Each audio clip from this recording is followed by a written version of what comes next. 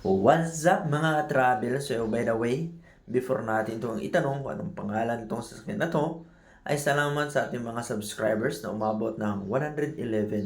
At salamat din sa patuloy na pag-view sa ating munting videos dito sa YouTube channel. So sana yung viewers natin ay hindi nyo kalimutan sa pag-subscribe at pag-like at pag-share sa ating video. So by the way, ito pala yung tanong ko kung anong pangalan ng sasakyan na to dahil napakalapad, napakalaki at buong lane yung kaya niya sakupin. At ngayon biglang humarorot at hinabol natin mga travel, hindi sa kumpara kung ano dahil gusto natin itong malapitan at makunan ng video doon mismo sa malapitan dahil napakadalang lang natin tumasabay sa daan, lalo na dito sa Bukidnon. So, yung mga travel na gusto natin ay makuha na ito at syempre, na-miss tayo dahil madalang lang natin to makikita. At ever since, ngayon lang natin to nakita ng personalan ng sasakyan na to. Dahil minsan, nakikita natin to sa mga movie lang,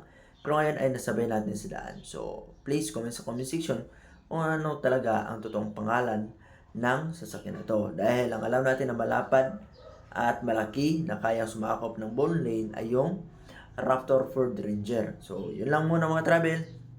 Sana hindi nyo kalimutan sa uh, comment sa comment section. So, yan lang. Salamat. Don't forget to subscribe and ride safe. And bye-bye. And God bless.